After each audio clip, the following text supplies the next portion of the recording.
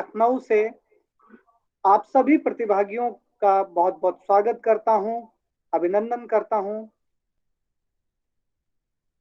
आज का यह वेबिनार सीआरसी लखनऊ के द्वारा आयोजित किया जा रहा है। सीआरसी लखनऊ जो कि सामाजिक न्याय एवं अधिकारिता मंत्रालय के दिव्यांग जन सशक्तिकरण विभाग के नीचे अपनी सेवाएं दे रहा है। सीआरसी लखनऊ द्वारा आज एक बहुत महत्वपूर्ण विषय को चयनित किया गया है और वह विषय है मल्टीपल स्क्लेरोसिस से संबंधित। आज का यह विषय है understanding multiple sclerosis, a newly enlisted disability under RPWD Act 2016। आज के इस विषय पर अपनी विशेषज्ञता देने के लिए हमारे साथ उपस्थित रहेंगे आदरणीय जावेद हसन जी, जो कि प्रोजेक्ट डायरेक्टर हैं multiple sclerosis society of India के। आज के इस वेबिनार में प्रोग्राम कोऑर्डिनेटर के रूप में उपस्थित रहेंगे Shri Mukalesh Kumar, rehabilitation officer CRC Lucknow, Shri Amit Kumar ji, clinical assistant CRC Lucknow, Shri Nagesh Pandey ji, lecture VI CRC Lucknow. आज के कार्यक्रम में पैट्रॉन के रूप में उपस्थित रहेंगे, अपना आशीर्वाद देने के लिए उपस्थित रहेंगे हमारे साथ doctor Himanshu Das, director PDO and IPPD New Delhi, और Ramesh Pandey, director CRC Lucknow.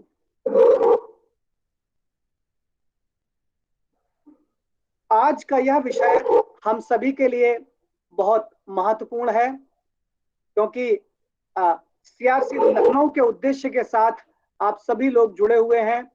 CRC Lucknow का उद्देश्य है कि दिव्यांगजनों का सशक्तिकरण करना और दिव्यांगजनों से संबंधित जागरूकता को जन जन तक पहुंचाना, ग्रामीण अंचलों तक पहुंचाना, हमारे उन दिव्यांगजनों तक पहुंचाना जहां तक सेवाएं पहुंचना बहुत ही कठिन है। तो सीआरसी लखनऊ का यह प्रयास है कि आप सभी के माध्यम से अपनी सेवाओं को दूर दूर तक पहुंचाएं, ग्रामीण अंचलों तक पहुंचाएं।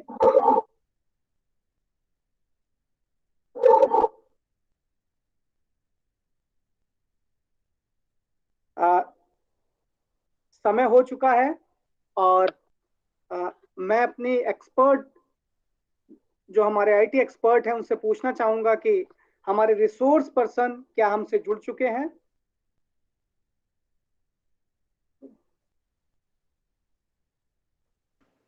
अभी नहीं सर, अभी नहीं सर।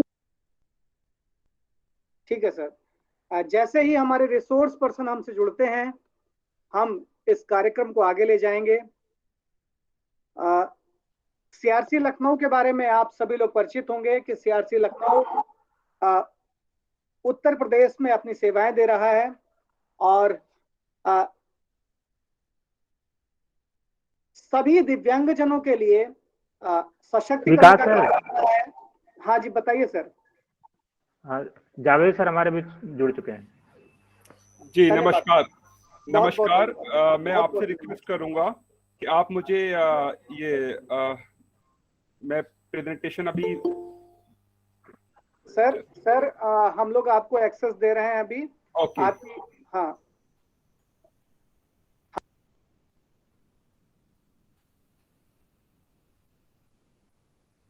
नमस्कार। मेरा नाम जावेद हसन है। मैं multiple sclerosis society of India में कार्यरत हूँ। Multiple sclerosis society of India एक ऐसी संस्था है जो कि मल्टीपल स्क्लेरोसिस पे काम कर रही है, और ये एक अकेली संस्था है जो कि मल्टीपल स्क्लेरोसिस पे काम करती है। सर क्षमा चाहूंगा। मैं बस हमारे जो assistant professor speech and hearing है आदरणीय राजीव रंजन सर, उनको आमंत्रित कर रहा हूं कि वो आए और हमारे आज के रिसोर्स पर्सन आदरणीय जावेद हसन सर का स्वागत कर कार्यक्रम को आगे ले जाएं। आदरणीय Rajiv Ranjan sir.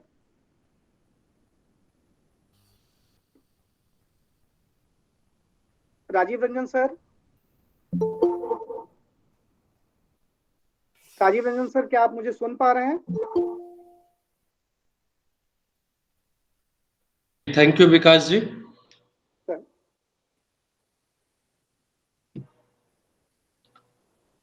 And good afternoon to all the participants जो कि हमारे आज इस ऑनलाइन वेबिनार में lecture cum online webinar learning webinar में जुड़े हुए हैं, उसके लिए आप सबका धन्यवाद। मैं आज का जो टॉपिक है understanding multiple sclerosis newly enlisted disability under RPWD act 2016, ये इसके इस जो बेहद ही, जैसा कि हम सब जानते हैं कि किस तरह से पहले जो हमारे यहाँ आज पर पीडब्ल्यूडी एक्ट में जो डिसेबिलिटी थे वो कम थे और बढ़कर आज पर आरपीडब्ल्यूडी एक्ट 2016 में जो कि 21 हो गया, और उसमें ही एक बड़ा जो मल्टीपल स्क्लेरोसिस, आई थिंक इसके बारे में सबसे ज्यादा जो आज हमारे रिन्यूअल रिसोर्स पर्सन है जावेद हसन जी बताएंगे।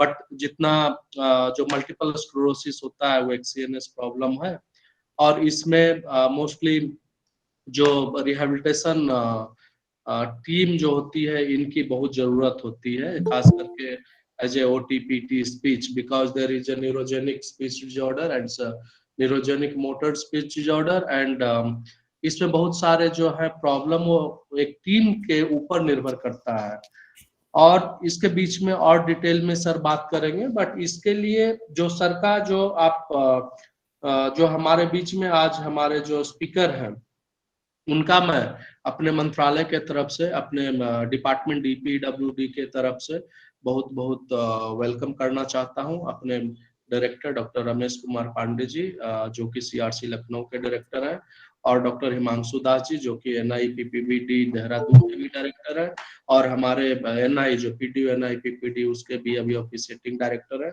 उनके तरफ से भी हमारे सारे कर्मचारी ऑफिसर्स ऑफिशियल्स के तरफ से आपका बहुत बहुत स्वागत है सर।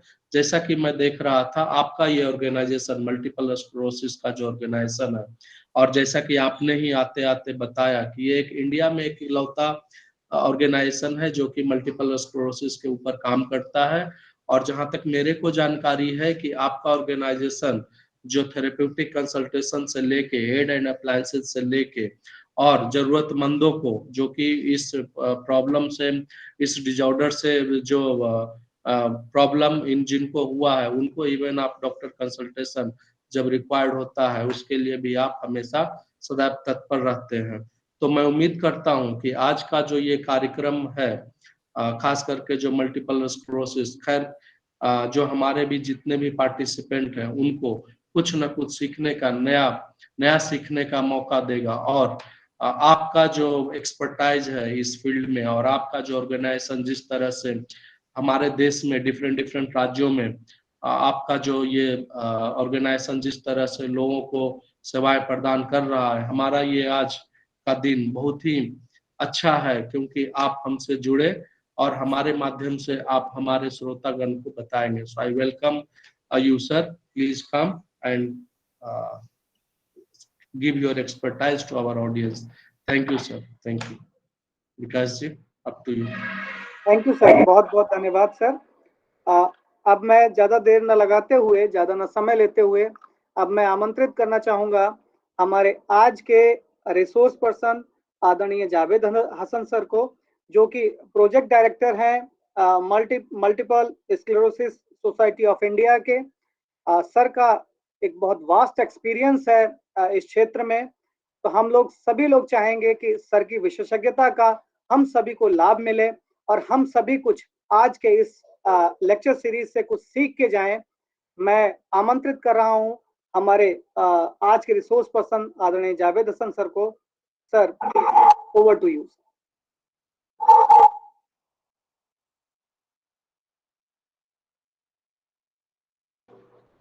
श्री जावेद हसन साहब। सर, आप सुन पा रहे हैं मुझे? जावेद सर, आप मुझे सुन पा रहे हैं? सर, शायद आपका माइक म्यूट है जिसकी वजह से आपकी आवाज हम तक नहीं पहुंच रही है।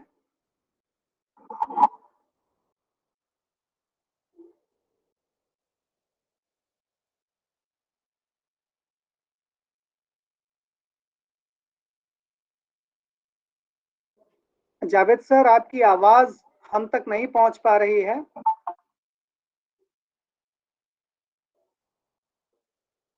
जावेद सर लेफ्ट हुए हैं, कोई टेक्निकल प्रॉब्लम है जिसकी वजह से उनकी आवाज हम तक नहीं पहुंच पा रही। जल्द ही सर हमसे पुनः जुड़ेंगे और हम इस कार्यक्रम को आगे ले जा पाएंगे। ये मैं क्षमा चाहूंगा, मेरे साइड से टेक्निकल प्रॉब्लम हो गई। सर, आप मेरी आवाज सुन रहे हैं? बिल्कुल सर, आपकी आवाज स्पष्ट आ रही है।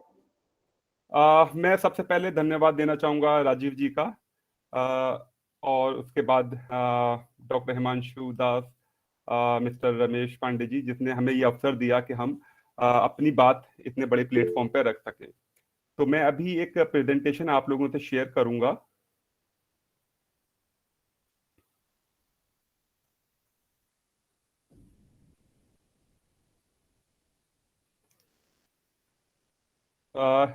ये प्रेजेंटेशन विजिबल है?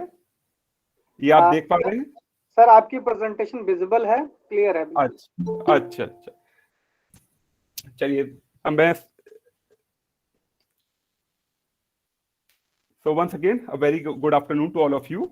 So here I'm going to start the presentation. अभी मैं presentation multiple sclerosis के बारे में आपको बताऊंगा। तो आप ज्यादातर लोगों को पता होगा कि मतलब ये RPWD एक्ट क्या है। फिर भी मैंने कोशिश ये की है कि हम बेसिक से बता के चलें, ताकि जिन लोगों को क्लियर नहीं है उनको भी क्लियर हो जाए।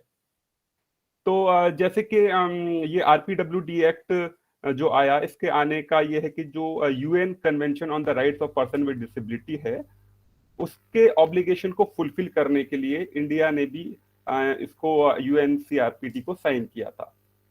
ये बिल जो है सन 2011 में ड्राफ्ट हुआ था और इसको राज्यसभा से 14 दिसंबर 2016 को और लोकसभा से 17 दिसंबर 2016 को पास कर दिया गया था। और ये बिल एक्ट बन गया था 2016 में। तो ये 30 दिसंबर 2016 से ये एक्ट है। और इस एक्ट के आने के बाद जो पुराना एक्ट था 1995 का PWD एक्ट, उसको उसने रिप्लेस कर दिया। अब इसमें फर्क क्या है? पहले वाले जो एक्ट था उसमें सिर्फ 7 डिसेबिलिटीज हुआ करती थी, लेकिन इसमें 21 डिसेबिलिटीज हैं। तो यानी कि 14 डिसेबिलिटीज इस एक्ट में बढ़ गई हैं। तो आइए थोड़ा सा मैं बैकग्राउंड दे देता हूं कि क्या न्यू डिसेबिलिटीज हैं। ये 21 डिसेबिलिटीज हैं। इसमें बेसिकली जो कैटेगराइज किया गया है उसको physical disability, intellectual disability, mental behaviour disability due to chronic neurologic condition plus blood disorder. तो अगर हम फिजिकल डिसेबिलिटी की बात करते हैं तो उसमें लोकोमोटर डिसेबिलिटी, जैसे कि आपका लेप्रोसी हो गया, सेरेब्रल पाल्सी हो गया, डार्फिज्म हो गया, मस्कुलर डिस्ट्रोफी हो गया, ऐसे अटैक विक्टिम। तो मैं इतना डिटेल में नहीं जाऊंगा क्योंकि मैं मल्टीपल स्क्लेरोसिस पे ही बात करूंगा। मैं बस आपको एक छोटा सा बैकग्राउंड दे रहा हूँ। इसी तरह विजुअल इम्पेयरमेंट, जिनको दिखता कम है, बिल्कुल ब्लाइंड लोग हैं वो, जिनको सुनने में दिक्कत है,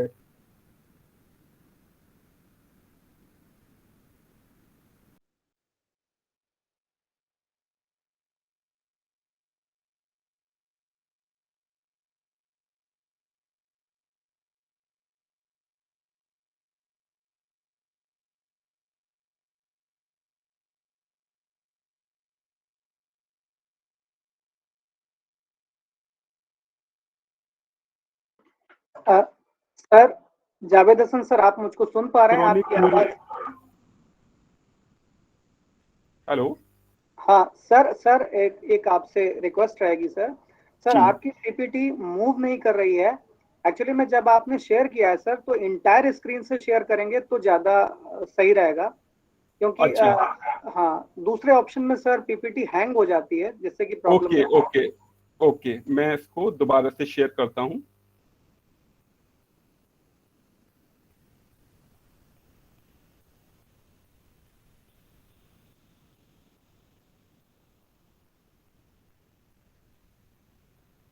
अभी विजिबल है? यस सर, विजिबल है। अच्छा, सॉरी।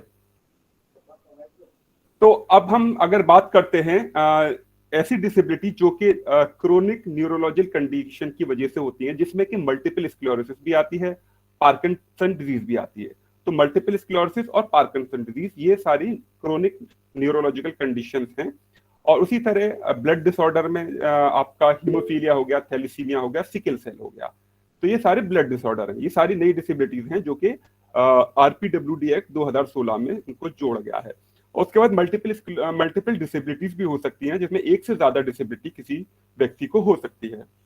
तो ये मैंने आपको एक छोटा सा बैकग्राउंड बताया है कि ये 21 डिसेबिलिटीज हैं जो कि हमारे नए एक्ट में इंक्लूड हुई हैं। अब हम बात करेंगे मल्टीपल स्क्लेरोसिस की। जैसे मैंने आपको बता दिया कि क्रोनिक न्यूरोलॉजिकल कंडीशन है। अब मल्टीपल स्क्लेरोसिस होता क्या है, इसको समझने की कोशिश करते हैं।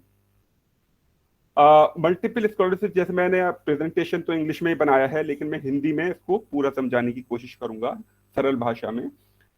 तो मल्टीपल स्क्लेरोसिस एक ऐसी बीमारी है जो कि रीढ़ की हड्डी से मस्तिष्क तक जो पूरा हमारा सेंट्रल नर्वस सिस्टम होता है इसको अफेक्ट करती है।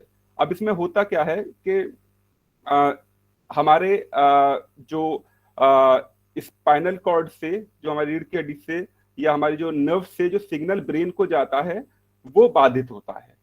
अब वो बाधित कैसे होता है, तो आपको सरल भाषा में अगर हम समझाएं कि आपने इलेक्ट्रिक वायर देखा होगा, जो तार जो होता है बिजली का तार, बिजली के तार के ऊपर एक कोटिंग होती है। वो कोटिंग का क्या पर्पस होता है? बिजली के तार के ऊपर कोटिंग होती है कि करंट ना लगे, इसलिए वो कोटिंग की जाती है। इसी तरह हमारे शरीर में भी, मनुष्य के शरीर में भी उस कोटिंग को हम माइलिन कहते हैं। साइंटिफिक भाषा में इसको माइलिन कहा जाता है। माइलिन शीटिंग होती है। तो मल्टीपल स्क्लेरोसिस में क्या होता है कि वो शीट डैमेज होने लगती है। जो माइलिन जो हमारा ऊपर कवर है, वो नर्व का कवर जो है वो धीरे धीरे खराब होने लगता है। अब वो खराब कैसे होता है? अब उसमें ये होता है कि इसमें आपका जो इम्यून सिस्टम है, जो हमारी रोग प्रतिरोधक क्षमता जो होती है, रोग प्रतिरोधक क्षमता आपके जो डिफेंस मैकेनिज्म है उससे लड़ने की। जैसे आज के दौर में हम लोग सब कोविड-19 से सब ज्यादातर लोग परेशान हैं। अब उसमें क्या होता है, उसमें भी हम जब बात कर रहे हैं कि लोगों को इम्यूनाइज करना है, तो उसमें भी यही चीज है ना कि हमें टीका दिया जा रहा है ताकि हमारे बॉडी का डिफेंस मैकेनिज्म बने और उस कोविड-19 वायरस से लड़े। तो ये हमारी जो रोग प्रतिरोधक क्षमता है, जब यही हमारे जो उसका जो माइलिन शीट है उसको खाने लगे, यानी कि वो कंफ्यूज हो जाती है, वो समझती है कि ये कि फॉरेन पार्टिकल बॉडी में आ रहा है।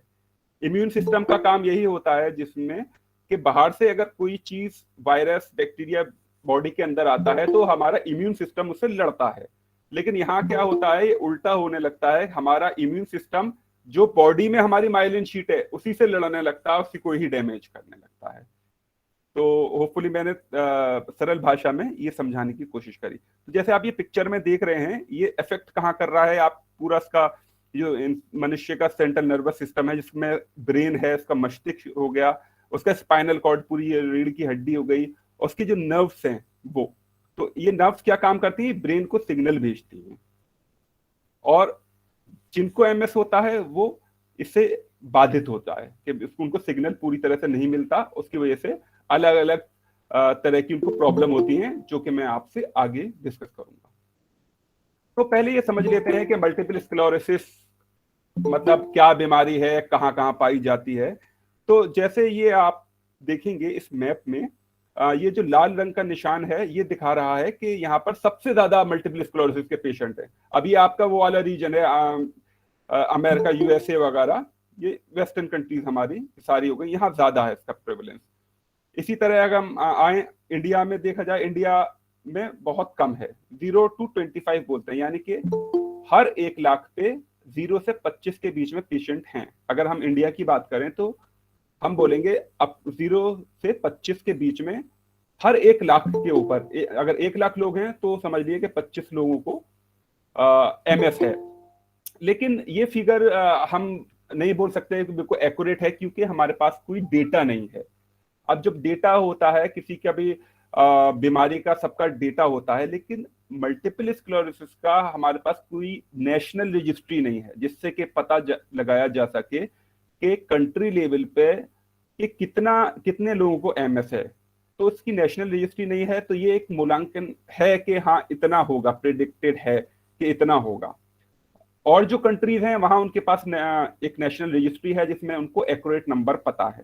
तो ये अलग अलग कलर से जो दर्शाया गया है, इसमें आप देखेंगे कि 26 से 50, ये आप कुछ जो कंट्रीज हैं, अफ्रीकन कंट्रीज वगैरह, इसमें आप देखेंगे तो इधर आपका यहाँ शो कर रहा है 26 से 50, फिर 51 से 100, ये चाइना रीजन हो गया आपका, ये सारा आप यहाँ पे 51 से 100, यानी कि हर 1 लाख पॉपुलेशन के ऊपर 51 से 100 के बीच एमएस पेशेंट है।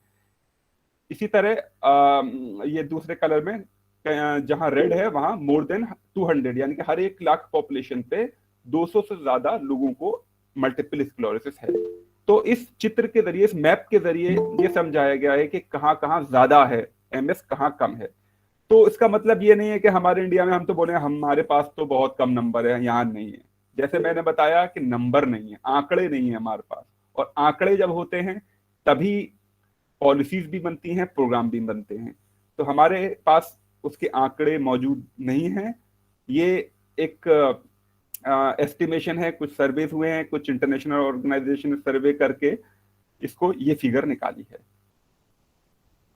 जब मैं मैप दिखा रहा हूं तो मैं थोड़ा सा ये भी अपना इंडिया एमएस मैप, हमने इसी तर्ज पे अपना एक नया इनिशिएटिव लॉन्च किया जहां पर हमने इंडिया एमएस मैप बनाया है, ताकि लोगों जिनको है वो अब वेबसाइट पे जाएं और वहां अपने आप को रजिस्टर कर लें।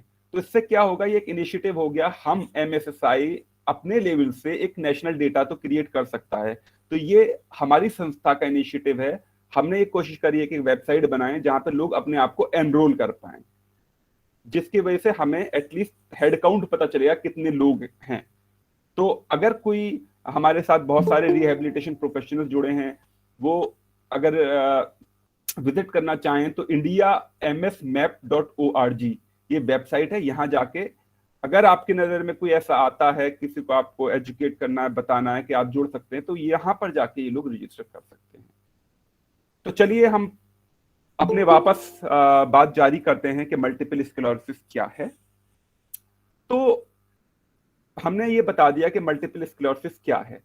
अब ये क्या करता है शरीर में, तो जैसे कि आप देखेंगे कि इस चित्र में हमने बताया है कि किस तरह से और किन किन एक शरीर के अंगों को प्रभावित करता है।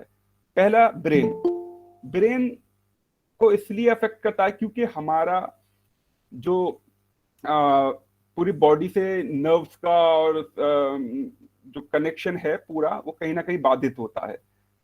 तो ब्रेन को अफेक्ट करता है, विजन को अफेक्ट करता है, स्पाइनल कॉर्ड इसको अफेक्ट करता है, माउथ एंड स्पीच, लोगों को बोलने में, वर्ड शब्द बनाने में दिक्कत होती है, जुबान स्लिप होती है। तो इस तरह का ये माउथ और स्पीच ये अफेक्ट करेगा। सेंसेस, हमारे सेंसेस जो होते हैं वो कम होने लगते हैं। डाइजेस्टिव सिस्टम, लोगों को डाइजेशन की प्रॉब्लम होने लगती है। यूरिनरी सिस्टम को इम्पैक्ट करता है, जिससे लोगों को फ्रीक्वेंट यूरिनेशन, बार बार उनको पेशाब करने की वो होती है।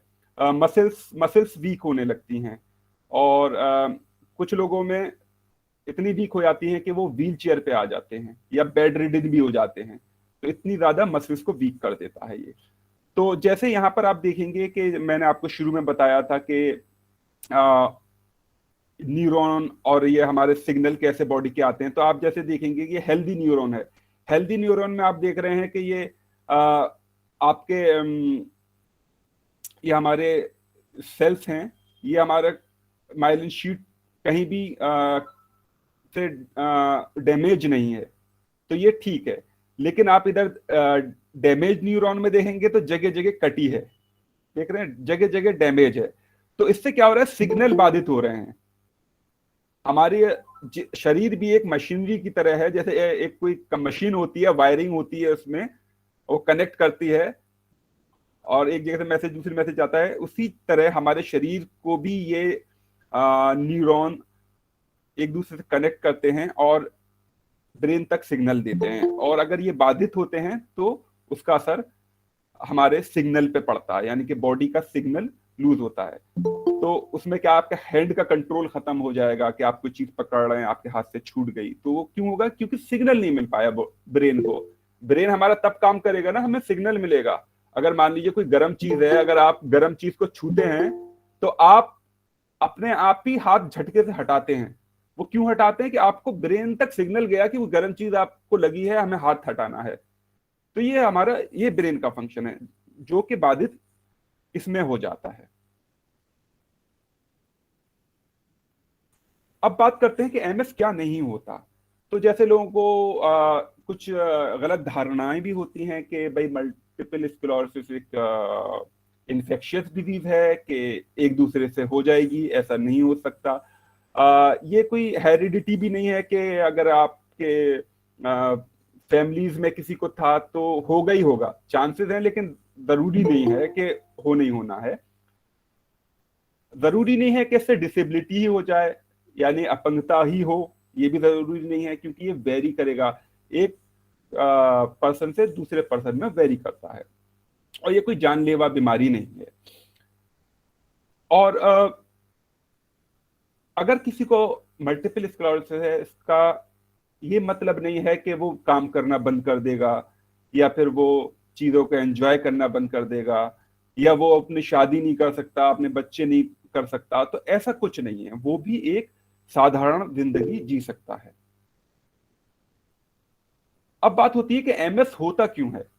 अब ये बड़ा ऐसा क्वेश्चन है कि हमारे पास कोई एक्यूरेट इसका जवाब तो नहीं है कि भाई हाँ यही वजह होगी, इसकी वजह से होता है।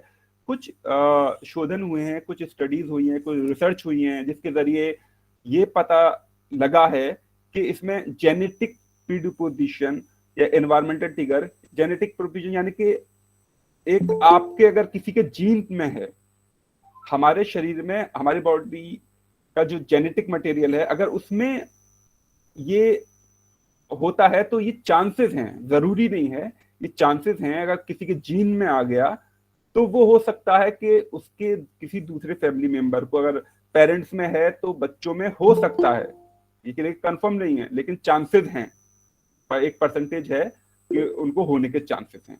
एनवायरमेंटल ट्रिगर यानी कि जो एनवायरमेंट है, जो मैंने आपको मैप दिखाया था, मैप में आपने देखा होगा कि आप यूरोपियन कंट्रीज और वेस्टर्न रीजन वहां पर ज्यादा है, अफ्रीकन कंट्रीज और हमारे इंडिया के आसपास कम है। तो कहीं ना कहीं ये भी बोला जाता है कहीं इसका एनवायरमेंट ट्रिगर है, जहां पर ऐसी जगहें हैं जो ठंडी ज्यादा हैं, या सूरज कम निकलता है, या जहाँ पे लोगों को विटामिन डी की डेफिशिएंसी है, तो वो एक एनवायरमेंटल फैक्टर भी रोल प्ले करता होगा। और दूसरा ये कि जब इन वजह से माइलिन और हमारे नर्व फाइबर इनका जब लॉस होता है तो ऑटोमेटिकली जो हमारा इम्यून सिस्टम है वो अटैक करने लगता है हमारे माइलिन शीट को। तो इसमें आपको और बेहतर समझा पाएंगे। इसमें जो हमारे टी सेल होते हैं, टी सेल क्या है? कुछ नहीं है, वो हमारे जो इम्यून सिस्टम का ही पार्ट है। टी सेल क्या करते हैं? वो धोखा खा जाते हैं, उनको लगता है कि माइलिन को ही अटैक करने लगते हैं, उनको लगता है ये फॉरेन पार्टिकल है, जबकि काम इनका ये होता है जो बाहर से आने वाले वायरस बैक्टीरिया को मारना, लेकिन ये उल्टा करने लगता है, ये अपने आप ही अपनी बॉडी के अंदर अपने माइलिन को ही मारना शुरू कर देता है, जिसकी वजह से ये ऑब्स्टिकल पैदा होते हैं, हमारी जो नर्व फाइबर्स होती हैं उसमें ये ऑब्स्टिकल पैदा होते हैं। इसके ये पॉसिबल सिम्टम्स हैं। अब लोगों को होता क्या है इसमें? ज्यादातर नंबनेस हो जाना, यानी हाथ में झंझनाहट, या हाथ कहते हैं कि सो गया, इस तरह की फीलिंग आना, या बहुत ज्यादा सुस्ती रहना, आंखों में प्रॉब्लम रहना, डिप्रेशन रहना, पेन रहता है लोगों को, थकावट बहुत महसूस होती है, ब्लैडर उनका जो ब्लैडर में प्रॉब्लम होने लगती है, बार बार उनको यूरिन करने की इच्छा होती है, मसल स्पाज्म, जो आपकी मसल्स हैं वो उसमें टाइटनिंग होने लगती है, वीक होने लगती हैं। तो ये बाउल डिस्फंक्शन, जिसमें कि आपका पेट का हाजमा आपका खराब रहने लगेगा, तो ये सारी चीजें हैं। वॉकिंग डिफिकल्टी, चलने फिरने में भी दिक्कत होने लगती है। उस वजह से ये जैसे मैंने पहले बताया कि ये एक व्यक्ति से दूसरे व्यक्ति वेरी करेगा। जरूरी नहीं है कि अगर एक व्यक्ति को चलने फिरने में दिक्कत है या वो व्हील चेयर पे आ गया और जो दूसरा एमएस पर्सन है उसको भी ये प्रॉब्लम हो, तो सबकी प्रॉब्लम अलग अलग हो सकती है। लेकिन ये भी बड़ी प्रॉब्लम है कि एक लेटर स्टेज पे लोगों को डिसेबिलिटी हो जाती है, उनका चलने फिरने में दिक्कत होती है, व्हील चेयर बाउंड भी हो जाते हैं और बेड रिडन भी हो जाती है, यानी कि वो बिस्तर से उठ भी नहीं पाते, ऐसी भी कंडीशन हो जाती है। अब इसका पता कैसे पता कैसे चलेगा कि भाई आपको एमएस हो गया? क्योंकि जनरली क्या होता है कि हमारे ये ऐसी डिजीज है कि इसको न्यूरोलॉजिस्ट ही डायग्नोस कर पाता है, और जहाँ पर ये फैसिलिटीज हैं, जहाँ पे न्यूरोलॉजिस्ट हैं या न्यूरोलॉजी डिपार्टमेंट हैं, तो वहाँ इसका बेहतर डायग्नोसिस हो सकता है। अब हमारे यहाँ पर तो बहुत सारी पॉपुलेशन तो रूरल एरियाज में रहती है, छोटे सिटीज में रहती है, वहां पर तो फैसिलिटीज भी वहां वो नहीं है। तो उसमें सिर्फ ये है कि जो लक्षण हैं, लक्षण देख के कम से कम पहचाना जा सकता है कि ये मल्टीपल स्क्लेरोसिस तो नहीं है। अगर वो लक्षण आते हैं तो ये कुछ टेस्ट हैं, वो टेस्ट कराने जरूरी हैं। पहला ब्लड टेस्ट है। ब्लड टेस्ट में ये पता लगाया जाता है कि आपको वाकई एमएस है या कोई और तो बीमारी नहीं है। कभी कभी ऐसा होता है कि जो सिम्टम, जो लक्षण जो हैं एमएस के हैं, वो दूसरी बीमारी के भी हो सकते हैं, लेकिन ब्लड टेस्ट से ये कंफर्म हो जाता है नहीं ये एमएस है। लंबार पंक्चर एक दूसरा टेस्ट होता है जिसमें कि जो स्पाइनल कैनाल है वहां से फ्लूइड लिया जाता है, उसकी जांच की जाती है। और तीसरा है एमआरआई। एमआरआई एडवांस है क्योंकि उससे एग्जैक्ट पता चल जाता है कहां पर और किस एरिया को अफेक्ट कर रहा है, तो एमआरआई के जरिए क्लियर होता है कि ये एमएस है। और चौथा है इवोक पोटेंशियल टेस्ट। इसमें इलेक्ट्रिक सिग्नल देकर नर्वस सिस्टम में पता लगाया जाता है एमएस को, तो ये एक अलग टेस्ट होता है। तो ये कुछ टेस्ट हैं जिसके जरिए एमएस का डायग्नोसिस कराया जा सकता है, और उसका कोई तरीका नहीं है कि और दूसरी तरीके से पता चल जाए। तो पहले तो लक्षण देखना, लक्षण अगर वो आ रहे हैं तो ये टेस्ट करा के ये कंफर्म करना कि वो एमएस है या नहीं है। जनरली क्या होता है, हमने रूरल एरियाज में बहुत काम किया है, तो हम देखते हैं कि लोगों को अगर मान लीजिए किसी को सपोज हाथ हिलने की प्रॉब्लम है या कुछ उसको और कोई प्रॉब्लम हो रही है, तो वो सोचते हैं कि अरे ये ओल्ड एज प्रॉब्लम है, ठीक है यार, मतलब ध्यान नहीं देते। तो लोगों को जागरूकता बहुत जरूरी है कि ये एक बीमारी है और उसका इलाज कराना भी जरूरी है। तो ये अगर जानकारी, जागरूकता इस बारे में रहेगी, कम से कम लक्षण क्या हैं और उसको कैसे डायग्नोस कराया जा सकता है, तो हम ज्यादा से ज्यादा लोगों को उनको अर्ली ट्रीटमेंट की बात कर सकते हैं। यहां पर जो एमएस होता है वो 4 प्रकार का होता है। पहला हम उसको बोलते हैं रिलैप्सिंग रिमिटिंग एमएस। ये एक ऐसा एमएस है जो अधिकतर व्यक्तियों को यही होता है। 75 से 85% लोग ऐसे हैं जिनको RRMS होता है। इसमें क्या होता है, सिम्टम, इसमें रिलैप्स होता है, फिर इंसान सही हो जाता है, फिर रिलैप्स होता है, इस तरह होता है। दूसरा सेकेंडरी प्रोग्रेसिव एमएस जो होता है, उसमें ये RRMS के बाद जो डेवलप होता है वो फिर इस कैटेगरी में आ जाता है। तीसरा है PPMS, प्राइमरी प्रोग्रेसिव। ये ज्यादा कॉमन नहीं है, तकरीबन 10% लोगों में ही पाया जाता है। और चौथा है प्रोग्रेसिव रिलैप्सिंग एमएस। ये बहुत रेयर केसेस में होता है, तकरीबन 5% लोगों में ही पाया जाता है। तो मैं इसकी टेक्निकल डिटेल में नहीं जाऊंगा कि टाइप में इधर साइंटिफिक चीजें हो जाएंगी, तो मैं सरल भाषा में बस आपको बता दिए 4 तरह के एमएस हैं। RRMS बहुत कॉमन है। RRMS 75 से 85% लोगों में होता है। अब रिस्क फैक्टर की बात करते हैं कि किन लोगों को ज्यादा खतरा है। तो ये देखा गया है कि महिलाओं में इसका रिस्क ज्यादा है कंपेयर टू मेल्स। जो पुरुष हैं, पुरुष में कम होता है। अगर हम ऐसे समझें, 1 लाख में अगर एक पुरुष को हो रहा है तो 1 लाख में 3 से 4 महिलाओं को हो रहा है। तो आप ये समझ लीजिए कि इतनी परसेंटेज ज्यादा है, तो महिलाओं को ये ज्यादा होता है। 15% ऐसा केसेस हैं जिनका अगर फैमिली मेंबर्स को है, कोई हिस्ट्री है फैमिली मेंबर्स की, तो उनको होने के चांसेस हैं। तो डॉक्टर हिस्ट्री भी पूछता है कि भाई आपकी फैमिली में तो किसी को नहीं है, तो उससे ये पता चलता है कि अगर फैमिली में था तो फैमिली में से किसी से आया है। जो बात करें ना जेनेटिकली वो ट्रांसफर हुआ है। और ये जो आइडेंटिकल ट्विंस होते हैं, जुड़ुआ बच्चे होते हैं, उसमें भी ये चांस है कि उनको भी हो। जरूरी नहीं है कि हो जाए, लेकिन चांसेस हैं कि उन आइडेंटिकल ट्विन जुड़ुआ बच्चे हैं, तो अगर एक बच्चे को है तो दूसरे को भी मां के गर्भ में हो सकता है। अब बात करते हैं कि ये कौन सी एज ग्रुप है, किसको ज्यादा इफेक्ट करता है। तो ये सबसे ज्यादा इफेक्ट ऐसे लोगों को करता है जो कि कामकाजी लोग हैं। अब कामकाजी लोग हैं जिसको हम बोलते हैं प्रोडक्टिव एज ग्रुप लोग। अब वो कौन से होते हैं? वो आपके 30 साल से लेके 60 साल, ये प्रोडक्टिव एज ग्रुप है। तो इसी एज में ही ज्यादा ये इफेक्ट कर रहा है। तो अगर आप परसेंटेज देखेंगे तो 18 से 22 बहुत कम प्रतिशत है, 23 से 27 उससे ज्यादा है, 28 से 32 तकरीबन 0.15 है। और अब सबसे ज्यादा जब देखेंगे आप तो ये आपके 40 से 60 वालों को सबसे ज्यादा इफेक्ट करता है। लेकिन इसका ये मतलब नहीं है कम एज वालों को नहीं होता, होता है, उनकी परसेंटेज कम है, इनकी परसेंटेज प्रतिशत बहुत ज्यादा है।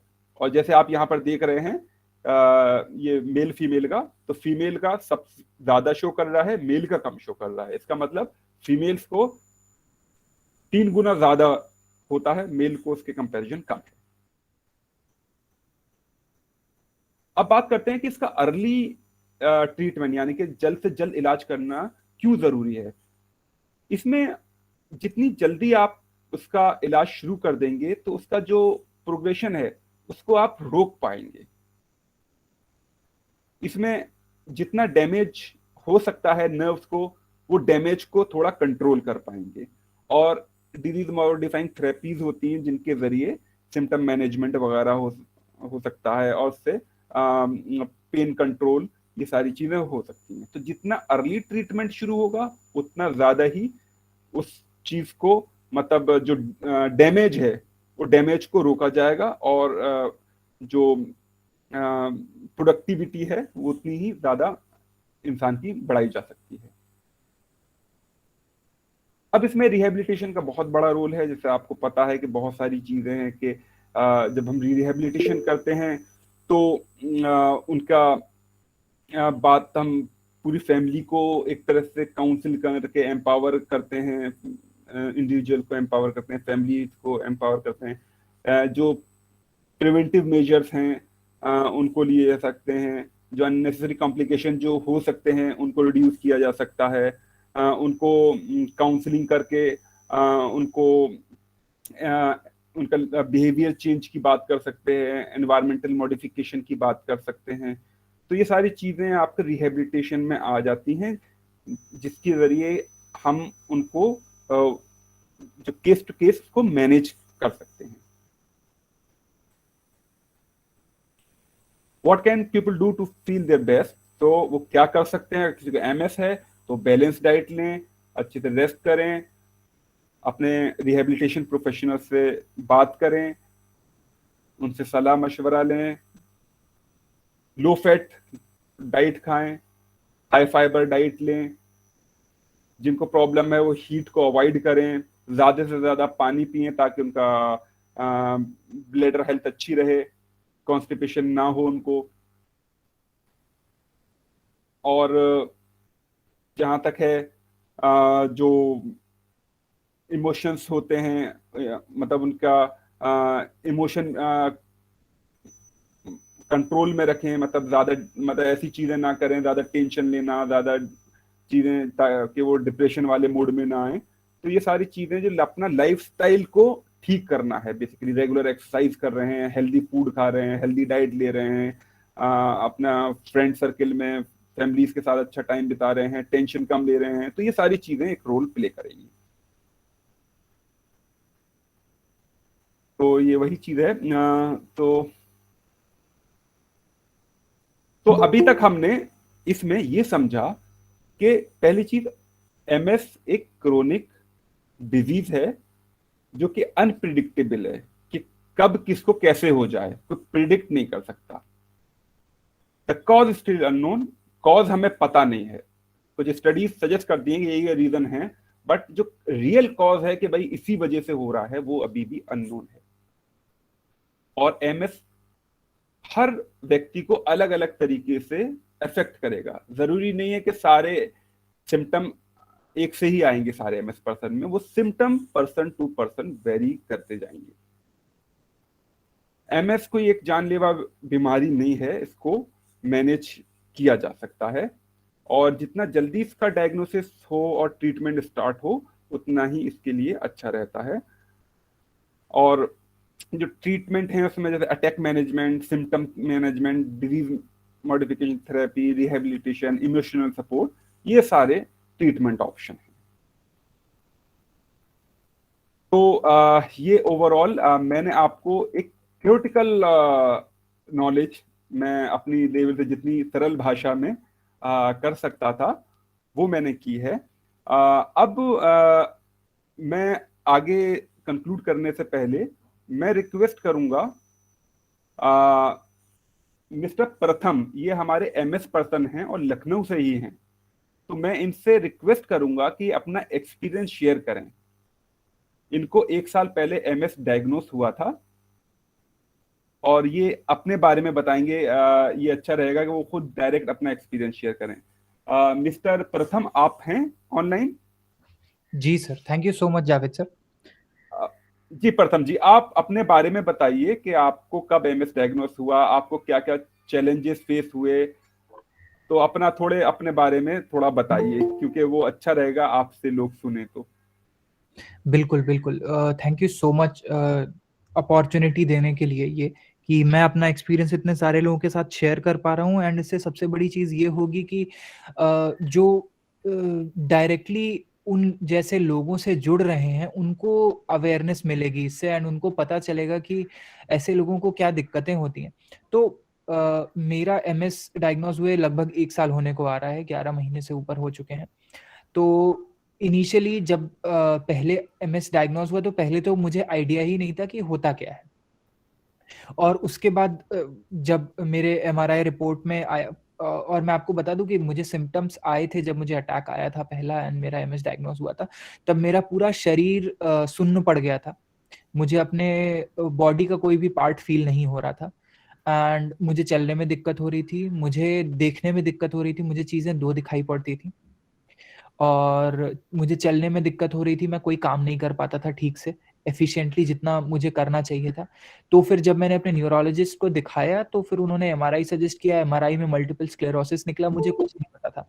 मैंने जब उनको ले जा करके दिखाया तो फिर उन्होंने मुझे ये चीज़ बताई कि मल्टीपल स्क्लेरोसिस हुआ है एंड अभी ये इनिशियल स्टेज में ही है, लेकिन ये एक इनक्योरेबल डिजीज है, क्रॉनिक इलनेस है बेसिकली, जो कि आपका एक हिस्सा बन के रहेगी। आपको इसको जिंदगी भर सप्रेस करके रखना है, जिसके लिए आपकी दवाएं चलेंगी जिंदगी भर। तो पहले तो हर इंसान हो जाता है हताश। मैं भी हो गया था, बहुत ज्यादा हताश हो गया था, मेरे घर वाले बहुत ज्यादा हताश हो गए थे। लेकिन फिर जैसे जैसे इसके बारे में थोड़ा सा और पढ़ना शुरू किया, थोड़ा सा और जानकारी मिलनी शुरू हुई मुझे, एमएसएसआई के साथ मैं जुड़ा, वो बहुत ज्यादा बेनिफिशियल रहा मेरे लिए और उसकी वजह से मुझे काफी सारी मेरी भ्रांतियां खुली। क्यों? क्योंकि गूगल पे जब आप सर्च करेंगे तो गूगल तो इंसान को अगर खांसी भी है तो भी उसको मार डालता है, लेकिन मेरे ख्याल से मेरे साथ ये अच्छी चीज ये हुई कि मैं तो एमएसएसआई से जुड़ गया, प्लस मैंने थोड़ी और ज्यादा इन डेप्थ जाकर के स्टडी करी और इस चीज से भागा नहीं मैं। सबसे बड़ी चीज ये हुई मेरे साथ कि मैं इस चीज से भागा नहीं, मैंने इस चीज को एक्सेप्ट किया कि ठीक है, अगर ये मेरे जीवन का एक हिस्सा है तो मैं इसके साथ चलूंगा, लेकिन इसको अपने ऊपर हावी नहीं होने दूंगा। ये चीज मैंने वो करी। और यहाँ पर सबसे बड़ी दिक्कत, क्योंकि मैं थोड़ा सा मैं काफी क्वालिफाइड हूँ, मैंने ग्रेजुएशन किया है, पोस्ट ग्रेजुएशन किया है, जिसकी वजह से मुझे थोड़ा सा अवेयरनेस के मामले में भी, प्लस मेरा सर्कल जो है वो भी थोड़ा सा अवेयर रहता है, जिसकी वजह से मुझे काफी ज्यादा बेनिफिट हुआ है। लेकिन अभी भी हमारे पिछड़े वर्ग में कई सारे लोग हैं जहाँ पर बहुत ज्यादा एजुकेशन भी नहीं पहुंच पाई है, बहुत ज्यादा अवेयरनेस भी नहीं है, वो लोग इग्नोर कर देते हैं इन सारी चीजों को एंड चीजें ज्यादा हद तक बढ़ जाती हैं और उनकी दवाएं सही समय पर नहीं चल पाती, जिससे कि ये और दिक्कत क्रिएट कर देता है और उनको एक तरीके से कह लीजिए इंटरनली डिसेबल बना देता है। अब यहाँ पर मैं ये इंटरनली डिसेबल पर थोड़ा सा एम्फेसिस देना चाहूंगा, क्योंकि एमएस के साथ सबसे बड़ी दिक्कत ये है कि आप के अंदर क्षमता नहीं होती है कुछ काम करने की, तो आप एक तरीके से डिसेबल ही होते हैं, लेकिन वो दिखाई नहीं पड़ता है समाज को। तो उसकी वजह से काफी डिस्क्रिमिनेशन होता है मेडिकली भी। जब आप हॉस्पिटल्स में जाते हैं तो फिर अगर आप अपना डिसेबिलिटी कार्ड बनवाने के लिए भी जा रहे हैं तो आपको बोला जाता है, आपको सीधे देख करके ही आपको रिजेक्ट कर दिया जाता है कि अरे तुम तो देखने से एकदम सही लग रहे हो। लेकिन यहाँ पर सबसे बड़ी सोचने वाली ये बात है कि वो वहां पर आ ही तभी पाया है जब वो डिसेबल नहीं है। अगर वो डिसेबल होता तो वो उसकी हॉस्पिटल तक आने की क्षमता ही नहीं होती और वो पूरी तरह से बेड रिडन होता है, क्योंकि एमएस के साथ यही होता है। और आप जैसे कि मुझे जब अटैक हुआ था तो मुझे चलने में दिक्कत होती थी, और जैसे सर ने सारे सिम्टम्स बताए, मेरा पूरा शरीर सुन्न हो गया था और बावल मूवमेंट्स में दिक्कत होती थी, बहुत सारी दिक्कतें थी जो कि बाहर से नजर नहीं आती थी, मुझे खुद नहीं नजर आती थी, मेरे घर वालों को नजर नहीं आती थी। तो ये सारी चीजें हैं और मेरे ख्याल से भारत में क्योंकि ये कम होता है और मेरे ख्याल से अभी रिसेंटली ही थोड़े से ज्यादा केसेस देखने को मिले हैं कंपेयर टू जो पहले देखने को मिलते थे, लेकिन अभी भी अवेयरनेस पूरी तरह से नहीं है भारत में। और बहुत बड़ा समाज का हमारा एक वो क्लास है जो कि इन चीजों को एक्सेप्ट भी नहीं करता है। तो सबसे पहली चीज है, मेरा एक बहुत सिंपल सा फंडा, मैंने जब सारी चीजें पढ़ाई करी इसके बारे में, हर अपने डॉक्टर से बात करी, एमएसएसआई के अलग अलग लोगों से मिल करके मैंने उनसे बात किया, तो मुझे सिंपल सा फंडा एक ये समझ में आया कि 3 स्टेज होते हैं इस चीज के। इस पे एमएस या आप किसी भी डिसेबिलिटी को ले लीजिए, अगर सोसाइटी में, हमारे समाज में उन लोगों के लिए एक बेहतर जगह क्रिएट करनी है तो हमें सबसे पहले तो अवेयर होना पड़ेगा, जागरूक होना पड़ेगा, चीजों को समझना पड़ेगा कि ऐसी भी चीजें होती हैं। तो पहला है अवेयरनेस।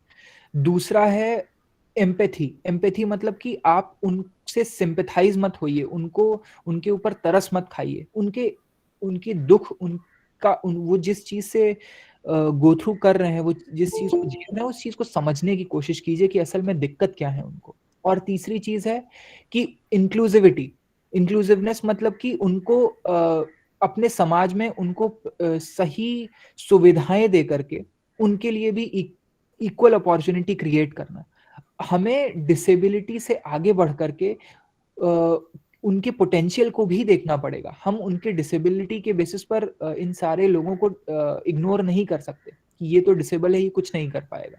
अगर वो चल नहीं सकता तब भी उसका दिमाग काम कर रहा है, अगर वो ठीक से शब्द लिख नहीं पा रहा है तब भी उसका दिमाग काम कर रहा है, वो बहुत सारी ऐसी चीजें कर सकता है, अगर वो देख नहीं पा रहा है तो भी बोल सकता है, बहुत सारी चीजें। तो हमें सही अकोमोडेशन प्रोवाइड करना पड़ेगा, सही सुविधाएं देनी पड़ेंगी इन सभी लोगों को, ताकि हम उनके अंदर का जो उनका टैलेंट है, वो जिस चीज की काबिलियत रखते हैं उसको सामने ला पाए। और ये अभी और जैसे कि सर ने बताया, जावेद सर ने बहुत अच्छे से बताया कि ये बहुत ज्यादा वैरी करता है। जैसे मैं पिछले 7-8 महीनों से मुझे कोई भी सिम्टम नहीं आया, मैं बहुत ही नॉर्मल लाइफ जी रहा हूँ, लेकिन एट द सेम टाइम जब मुझे शुरुआत में ये हुआ था तो मैं इक्वल टू अपाहिज ही था। तो वो चीजें बहुत होती है, वो एपिसोडिक होती हैं और बीच बीच में आती जाती रहती हैं, लेकिन हम इसको इग्नोर नहीं कर सकते। और हमें अपनी सोसाइटी को ये चीज बताना इस समय सबसे जरूरी है कि हम इस तरह की बीमारियों को इग्नोर नहीं कर सकते, जो सामने से तो नहीं दिखती हैं पर अंदर ही अंदर इंसान को एक तरीके से डिसेबल बना रही हैं। तो हमें थोड़ा सा जागरूकता भी फैलानी होगी और अब स्पेशली हमारी मेडिकल सोसाइटी को ये बताना होगा कि इन लोगों के लिए थोड़ा सा एक इंक्लूसिव एनवायरनमेंट बनाए और एक प्रॉपर सुविधाएं इनको उपलब्ध कराई जाए, ताकि इनका जो समाज में रहना है और इनकी जो लाइफ है वो बेसिकली थोड़ी सी और स्मूथ हो पाए। तो मेरे ख्याल से मुझे बस इतना ही शेयर करना था। अगर आपके पास कोई सवाल हो या जावेद सर आप चाहते हैं कि मैं किसी और चीज पर भी थोड़ा सा और एक्सप्लेन करूं या शेयर करूं कोई पार्ट, तो प्लीज मुझे बताएं। थैंक यू प्रथम। आपने बहुत ही वैलिड कुछ सवाल उठाए हैं। अवेयरनेस, डेफिनेटली अवेयरनेस तो ना के बराबर है। कोई मल्टीपल स्क्लेरोसिस के बारे में नहीं जानता क्या है। इवन आप पढ़े लिखे लोगों से भी पूछेंगे तो उनको भी नहीं मालूम कि मल्टीपल स्क्लेरोसिस क्या है। तो पहला तो हमारा चैलेंज यही है कि मल्टीपल स्क्लेरोसिस के बारे में जागरूकता ही नहीं है। तो हमारा ये सेशन करने का भी उद्देश्य ये था कि हम एटलीस्ट अपना सीआरसी के माध्यम से जागरूकता क्रिएट कर सकें। जितनी ज्यादा से जागरूकता हम क्रिएट कर पाएंगे, फिर सीआरसी ऑफिशियल वो फिर और अपने लेवल पे कर पाएंगे। तो हमें तो इसी तरह मतलब एक एफर्ट्स, कंटिन्यूस एफर्ट हमको करना है ताकि ज्यादा से ज्यादा जागरूकता बढ़े लोगों के बारे में। जागरूकता बढ़ेगी तभी लोगों इसको रियलाइज करेंगे कि हाँ ये एक बीमारी है, और तभी लोग उसके इलाज के लिए जाएंगे। बहुत सारे ऐसे केसेस होते हैं, लोगों को लाइफ गुजर जाती है, उन्हें पता ही नहीं चलता कि हमें क्या बीमारी हुई। स्पेशली जो रूरल बेल्ट है हमारी, तो वहां तो वैसे ही हेल्थ सर्विसेज लिमिटेड हैं, और ये यहाँ तो न्यूरोलॉजिस्ट और आपको एक सुपर स्पेशलिटी चाहिए, तो वो एक्सेसिबिलिटी, पॉवर्टी है हमारे यहाँ, तो बेचारे अफोर्ड भी नहीं कर पाते बहुत सारे लोग। तो ये सारी चीजें हैं। तो लेकिन ये जो है पहले जागरूकता से स्टार्ट होगा, उसके बाद ही हम लोगों को बता पाएंगे कि हाँ कि ये बीमारी है और उसका समाधान भी है, इसका ट्रीटमेंट भी है। जब लोगों को पता ही नहीं होगा ये बीमारी है तो उसके समाधान की तरफ वो कैसे जाएंगे। और दूसरा ये कि जब हम बात करते हैं अदर डिसेबिलिटीज की, एमएसवी मल्टीपल स्क्लेरोसिस अब एक डिसेबिलिटी घोषित हो गई है आरपीडब्ल्यूडी एक्ट 2016 में। तो इसमें हमें ये समझना है कि ये इसमें इनविजिबल सिम्टम की हम बात नहीं करते। जो चीजें दिखती हैं हम उसकी तो बात करते हैं, जो चीजें दिखती नहीं हैं, जो शरीर के अंदर हैं, जो शरीर के अंदर जिसको प्रॉब्लम हो रही है, उसको डिफाइन कर दिया गया कि वो भी डिसेबिलिटी है। जो आपके अगर कोई बेड रिडन हो गया, उसके सिम्टम्स आ रहे हैं, वो मूव नहीं कर सकता, लेकिन वो बता नहीं सकता, उसके तो फिजिकली फिट है बट इनविजिबल सिम्टम आ रहे हैं। तो वो चीज मतलब लोगों को एजुकेट करने की जरूरत है हर लेवल पे कि भाई ये भी एक वन फॉर्म ऑफ डिसेबिलिटी है। तो अब मैं अनुरोध करूंगा कि हम लोगों से अगर कोई प्रश्न है आप लोगों का तो आप लोग पूछ सकते हैं। धन्यवाद जावेद सर, आपने विस्तृत रूप से मल्टीपल स्क्लेरोसिस के बारे में बताया, और हम सभी बहुत कुछ सीख पाए होंगे। और साथ साथ में हमारे एक भाई प्रथम कश्यप जी ने भी अपनी बात रखी कि मल्टीपल स्क्लेरोसिस के बाद में जो समस्याएं होती हैं, जो चैलेंजेस आते हैं, उन सभी को हम हमारे समक्ष रखा। और निश्चित रूप से हम सभी जानते हैं कि कोई भी डिसेबिलिटी जिसके सिम्टम्स अगर हमें बाहर से नहीं दिखाई दे रहे हैं, वो बॉडी के अंदर हैं, तो बहुत सारे चैलेंजेस आते हैं, क्योंकि हर स्तर पर हमें चुनौतियों का सामना करना पड़ता है। सीआरसी लखनऊ के द्वारा आप सभी के मध्य इस तरीके की जागरूकता लाने का एक प्रयास किया जा रहा है। मैं अपने पार्टिसिपेंट में से अनुरोध करूंगा, अगर किसी भी व्यक्ति का कोई प्रश्न हो तो वो हमारे समक्ष रख सकता है। हमारे किसी भी पार्टिसिपेंट का आज के विषय पर अगर कोई प्रश्न है तो वो हमारे समक्ष रख सकता है। हमारा कोई भी पार्टिसिपेंट जिसका अगर कोई प्रश्न है तो प्लीज आप अपना प्रश्न जावेद हसन सर के समक्ष रख सकते हैं। हेलो। हाँ जी, बोलिए। हेलो सर, जो एमएस से सफर कर रहा है सर, उसको एजुकेट कैसे कर सकते हैं सर? क्या पॉसिबल है सर? जावेद सर, क्वेश्चन ये है कि अगर कोई एमएस से सफर कर रहा है तो उसको एजुकेट कैसे किया जा सकता है? नहीं, अगर किसी को एमएस है तो एजुकेट करने का उनका तरीका यही है कि उनको ये बताया जाए कि उनको कैसे इसको अपने डिजीज को मैनेज करना है, उनको कैसे अपना लाइफस्टाइल ठीक करना है, कैसे उन्हें अपने खान पान पे ध्यान देना है, कैसे उन्हें अपना डेली रूटीन एक्सरसाइज वगैरह उसको कंटिन्यू करना है।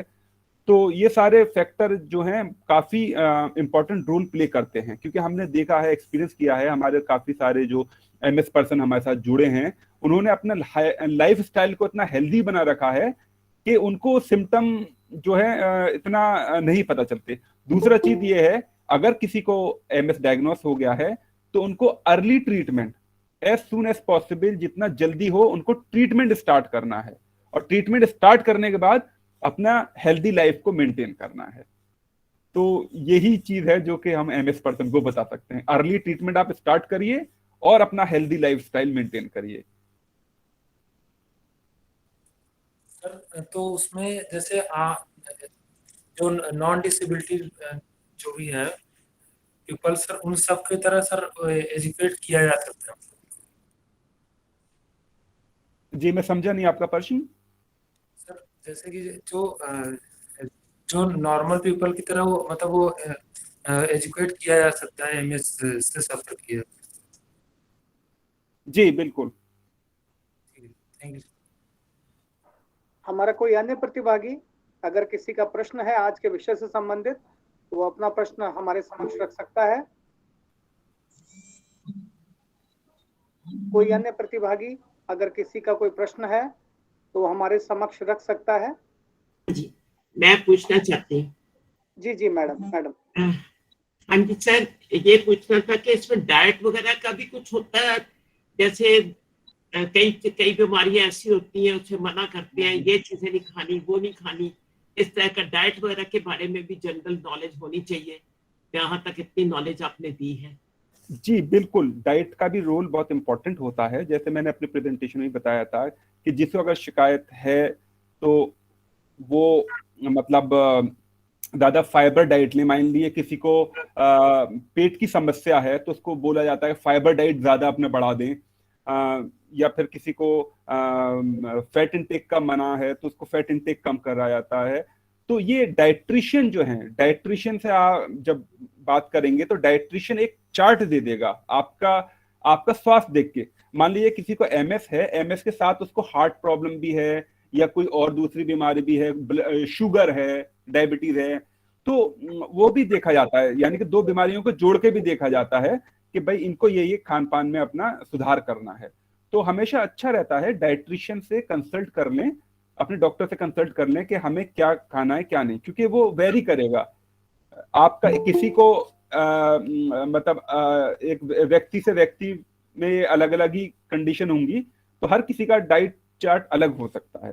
तो वो डाइट्रिशियन से कंसल्ट करके ही वो आपको बेहतर बता सकते हैं कि क्या डाइट लेनी है।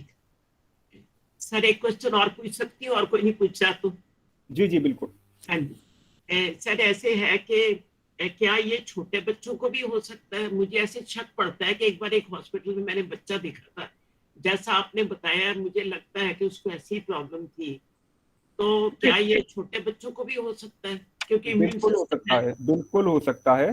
परसेंटेज संभावना बहुत कम है, लेकिन हाँ उनको भी हो सकता है, बच्चों को भी हो सकता है, इवन जन्म के दौरान भी हो सकता है। अच्छा, तो इसका मतलब शुरू से ही चेकअप कराते रहना चाहिए, जैसे सिस्टम बना हुआ है कि बच्चे को शुरू से ही ज्यादा चेकअप वगैरह रेगुलर कराओ डॉक्टर के हिसाब से।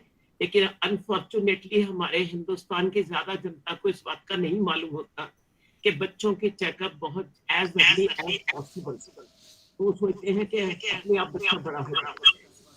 जी एक्चुअली क्या होता है नीलम जी, शुरू में ही जब पीडियाट्रिशियन होता है, बच्चों का डॉक्टर जो होता है, तो बच्चे की जांच पूरी करता ही है। अगर उसको कुछ डाउट लगता है तो वो रेफर कर देता है, कंसल्ट जो भी आपका स्पेशलिस्ट डॉक्टर है, अगर उनको लगता है कुछ ऐसी प्रॉब्लम है तो रेफर कर देते हैं। तो वो उसी केस में होगा कि अगर हॉस्पिटल बेस्ड डिलीवरी है तो उस केस में पीडियाट्रिशियन देख रहा है बच्चे को, और देख के अगर उसको कुछ ऐसा लगता है तो वो रिकमेंड करेगा। अगर किसी के फैमिली में हिस्ट्री है तो वो थोड़ा ज्यादा प्रिकॉशन ले लें कि भाई जेनेटिकली आ सकता है बच्चे में, तो वो एक प्रिकॉशन ले सकते हैं। मान लीजिए अगर माँ बाप को है या और किसी में फैमिली मेंबर में किसी को है तो वो एक्स्ट्रा प्रिकॉशन ले सकते हैं और कंसल्ट कर सकते हैं।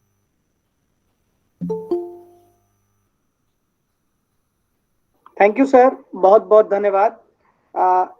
एक विषय से थोड़ा अलग एक प्रश्न हमारे चैट बॉक्स में आ रहा है, मैं इसका जवाब देना चाहूंगा। धनेश्वर जी ने पूछा है कि हियरिंग इम्पेयरमेंट और लो विजन किस डिसेबिलिटी में आएंगे, तो आपको बताना चाहता हूं कि डेफ ब्लाइंड में आएंगे। समय की बाध्यता को देखते हुए अब मैं अनुरोध करूंगा कि संतोष कुमार सर से वो आए और MHRH और EIC की जानकारी हम सभी के मध्य साझा करें। आदरणीय Santosh Kumar sir, clinical assistant CRC Lucknow. धन्यवाद विकास जी। भारत सरकार के department of empowerment of person with disability, ministry of social justice के अंतर्गत किरण नाम से एक हेल्पलाइन है जिसका नंबर है 1800599019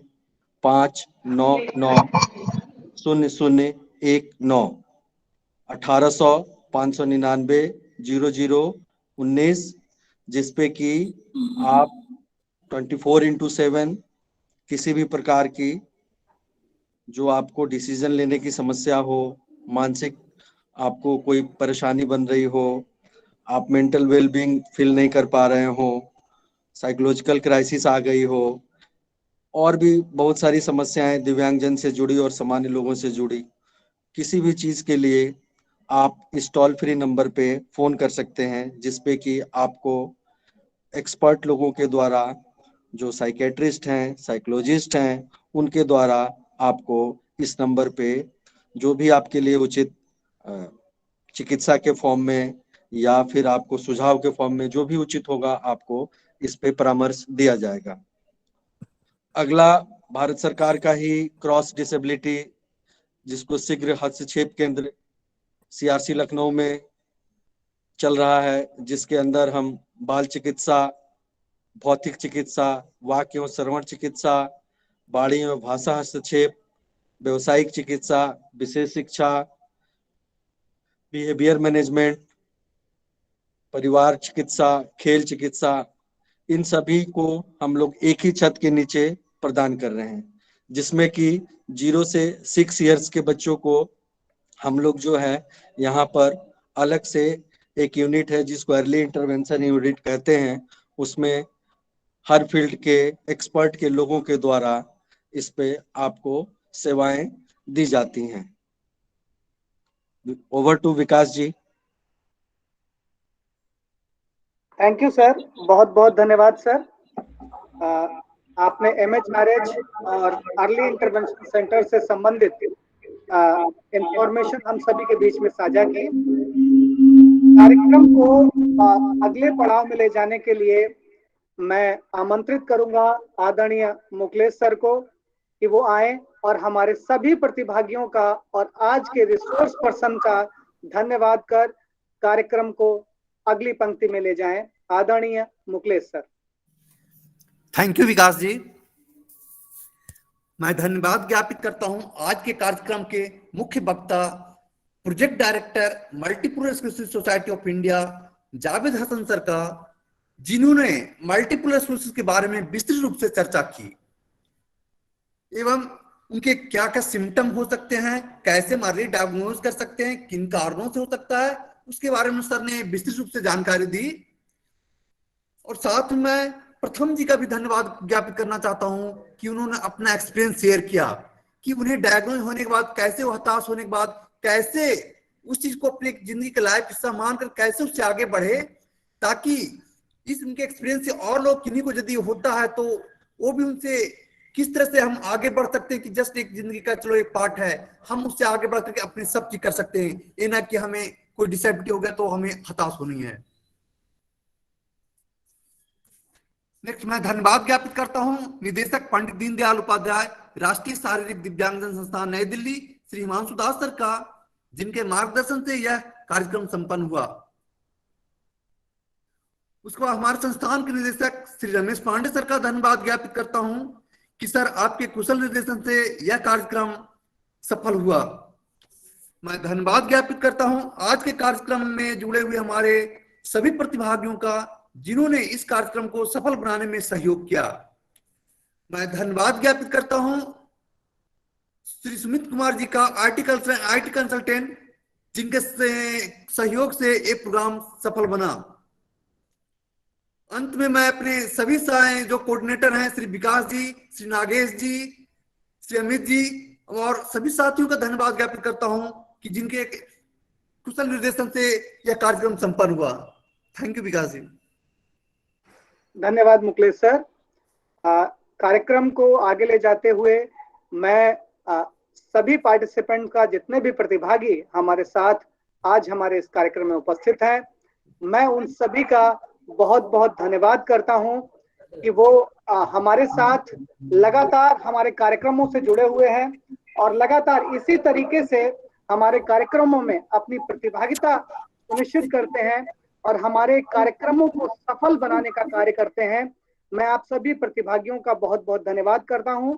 मैं धन्यवाद करता हूं हमारे आज के रिसोर्स पर्सन आदरणीय जावेद हसन सर का, जिन्होंने बहुत ही अच्छे तरीके से अपनी बातों को रखा और निश्चित रूप से हम सभी जितने भी हमारे पार्टिसिपेंट हैं वो आज इस ज्ञान को ले जाकर समाज में जागरूकता का कार्य करेंगे। जरूर हम लोग मल्टीपल स्क्लेरोसिस के बारे में लोगों को जागरूक करेंगे। मैं आप सभी का सीआरसी लखनऊ की संपूर्ण टीम की तरफ से बहुत बहुत धन्यवाद करता हूं। आप सभी को सादर प्रणाम करता हूं। आप सभी का दिन शुभ हो। आप सभी को बहुत बहुत धन्यवाद, सादर प्रणाम। ये कार्यक्रम यहीं पे समाप्त होता है। आप सभी लोग लेफ्ट